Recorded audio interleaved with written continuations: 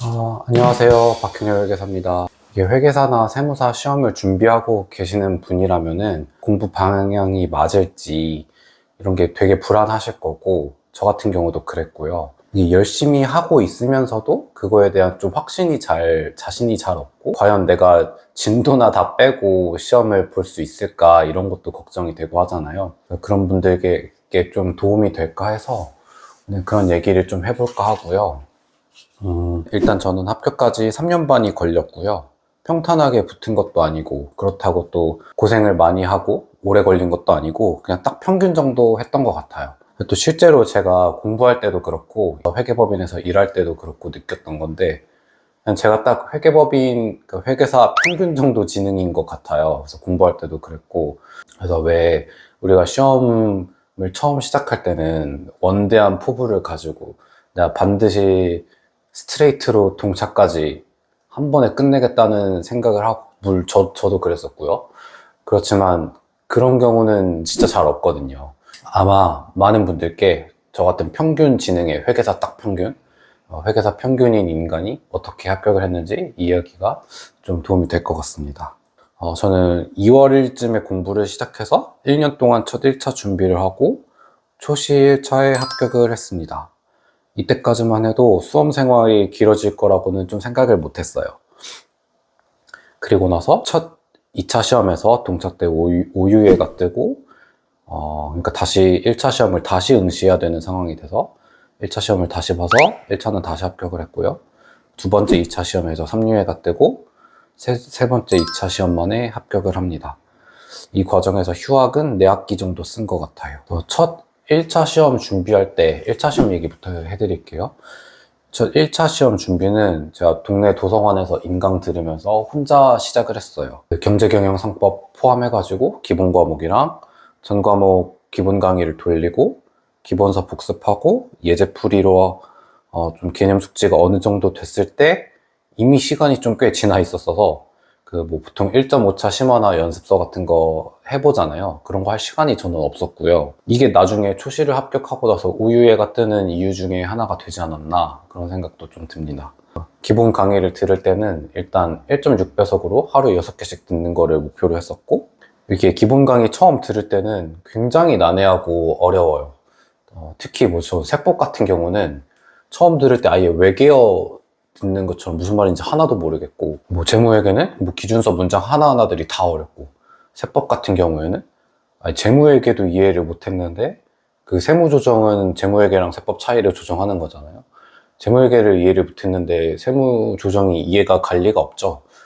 그렇게도 그래서 이게 인강을 듣다 보면은 분명히 강사분들은 열심히 말씀을 하고 계시고 나도 열심히 듣고 있는데 뭔가 머리에 남는 게 없는 느낌인 거야. 그런 느낌을 좀 지울 수가 없었던 것 같아요, 내내. 그 인강 진도를 어느 정도 빼고서는 반드시 이거를 좀 혼자서 제 언어와 제 사고 회로를 통해서 이해를 좀 다지는 시간을 꼭 가졌습니다. 혼자서 이렇게 이해를 하고 씹어먹는 과정을 미숫가루를 물 없이 타먹는 과정에 좀 비유를 하고 싶어요. 이게 기본서 한 문장 한 문장이 내용이 다 어렵기 때문에 이게 읽는다고 이해가 물에 물 탄 듯 술에 술 탄 듯 넘어가는 게 아니고, 일단 입에 미숫가루 한 통 때려 넣고 이게 빡빡하게 곱씹고 혼자 막 예제도 풀어보고, 세법 같은 경우에는 저는 써머리를 한 줄 한 줄 다 외우는 거를 며칠 했었거든요.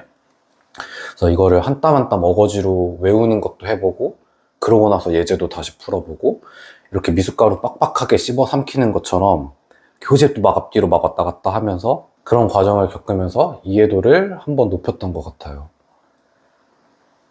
이게 기본적인 내용 자체가 처음에 어렵기 때문에 인강 한 번 듣고 1회 복습으로 100%내 걸로 만들기는 어렵고 불가능하고, 되는 분들도 있겠죠. 나중에 또 객관식이나 연습서 통해서 또 이해가 깊어지기 때문에 처음부터 너무 조바심 느낄 필요는 없으실 것 같고, 그렇긴 하더라도 제 생각에는 이렇게 혼자 곱씹어보고 이해해보려는 시도, 이런 시간을 갖는 것이 굉장히 중요한 것 같아요.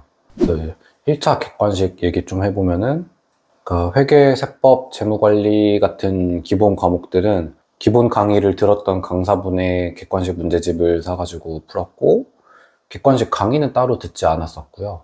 그냥 혼자서 문제 풀었고, 평균적으로 한 3번에서 4번 정도 풀었던 것 같아요. 그래서 처음 2번 풀 때는 문제를 전수로 다 풀었고, 그리고 나중에 3번째, 4번째 갈 때는 틀렸던 문제랑 그 개념을 다 종합해주는 문제들을 추려가지고 골라서 풀었었고요. 처음에 1회차, 2회차 풀 때는 흔히 왁구라고 하죠. 그 왁구를 정립하고, 풀이 방식을 정립하고, 그 개념을 접목해보고, 이런 거에 좀 집중을 해가지고 풀었었고, 3번째, 4번째 때는 또 이걸 반복하는 과정으로 생각을 해서 문제를 풀었던 것 같아요. 그리고 또 1차 초시 때는 버리는 챕터는 확실하게 저는 버렸어요. 원가 관리에서 관리회계 쪽 버렸었고, 상증세 버렸었습니다. 1차 고득점에서 특히 초시생에게 1차 고득점에 좀 중요한 과목이 경제경영상법이잖아요. 경제학 같은 경우에는 그 객관식 문제풀이 훈련이 안 돼 있으면은 절대로 좀 이게 고득점이 안 되는 과목인 것 같더라고요. 미시경제학, 거시경제학, 원론 책에 있는 정병열 선생님 책에 있는 문제 다 풀고, 다이어트, 김판기 다이어트도 한 3-4번 풀고 들어갔었고요. 근데 이제 반대로 경영이랑 상법 같은 경우에는 문제풀이보다는 좀 암기 느낌의 과목이기 때문에 좀 기본서를 더 열심히 보고 암기하는데 좀 더 집중을 했던 것 같아요. 특히 상법이 그렇죠. 상법은 특히 1차에서 되게 비중도 높고 배점도 높고, 그런데 좀 잘 외워두기만 하면은 초시생이 그나마 유리한 과목 중에 하나잖아요. 문제풀이도 물론 하기는 했지만 문제풀이보다는 상법 신강이랑 그 상법 좀 펴놓고 줄 쳐놓는데 열심히 암기하는 거에 좀 더 집중을 많이 했던 것 같아요. 그렇게 해가지고 1차에 붙었고 2차. 제가 2차 같은 경우에는 총 3번을 봤는데요. 첫 2차는 집에서 공부했고 준비가 너무 부족했어가지고 5유에 받았고요.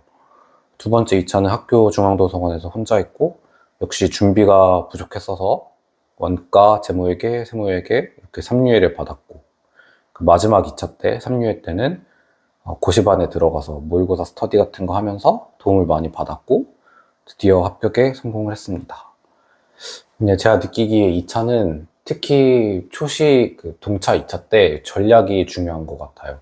유예 과목이 하나라도 적어야 이 합격률이 막 몇 배씩 올라가기 때문에 첫 2차를 어떻게 보는지에 따라서 수험 기간이 길어지느냐 짧아지느냐가 결정이 되는 것 같고, 그래서 첫 2차 때 전략적으로 5과목을 다 들고 갈 것인지, 어떤 과목부터 공부를 시작할 건지부터 해서 연습서 강의를 듣는 시간에 얼마나 할애할 건지, 문제풀이랑 모의고사 연습하는 시간에 얼마나 할애할 건지, 이런 시간에 대한 계획이라던가 이거를 잘 해야만 첫 2차 때 유예를 조금 남기는데 성공을 할 수 있을 것 같고, 저는 그거를 잘 못했죠.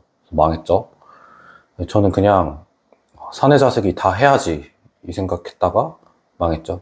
그렇게 어떻게 해가지고 1차는 합격했는데 2차까지 4개월 정도 남잖아요. 그 현실적으로 그 5과목을 첫 해 제대로 해도 완성도를 높이기가 쉽지 않은데, 저는 연습서도 처음 펼쳐보는 주제에 첫 과목으로 2차 공부를 스타트를 끊었던 게 회계감사 책을 폈어요. 중간에 완전 이거 안 되겠다 번아웃이 와서 5유예가 뜨고 1차를 다시 보게 됐죠.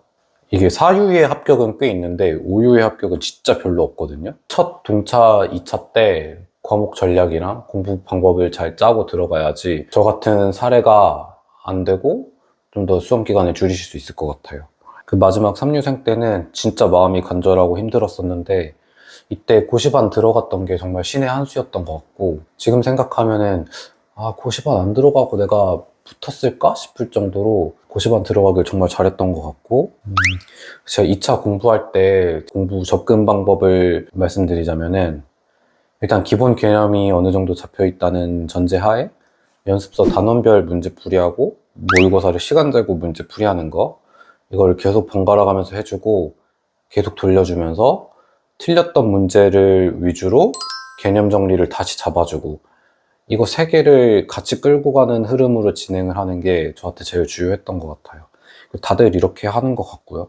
마지막 3유에 남았을 때는 그래도 좀 시간에 여유가 있었어서 GS도 풀고 시중에 나온 문제 엔간한 거 다 풀어볼 정도로 할 수 있는 거 다 하고 들어갔었고, 그러니까 붙을 수 있었죠. 이게 공부 방법이라는 거는 100명의 합격자가 있으면 공부 방법도 100가지가 있을 거예요.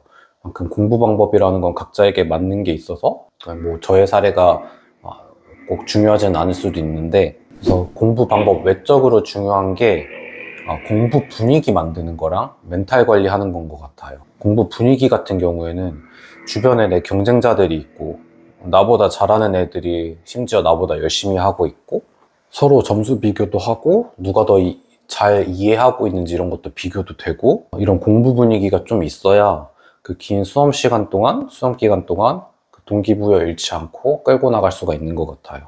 그래서 혹시나 경제적 여력이 있다면은 뭐 종합반이라던가 학원 독서실 다니는 것도 좋은 방법인 것 같고 종합반이 아니라도 뭐 약한 과목 단과반이라던가 모의고사반이라던가 아니면 2차 때 GS라던가 이런 거 하면서 그냥 경쟁자들 어떻게 공부하는지 좀 그 분위기도 보고 그 자극도 받고 하는 게 되게 좋은 것 같아요. 중요한 것 같아요. 멘탈 관리하는 게 진짜 중요하죠. 제일 중요한 것 같아요. 진짜 멘탈이 무너지는 그 슬럼프라는 게 수험 생활 동안 한 번도 안 올 수는 없는 것 같아요.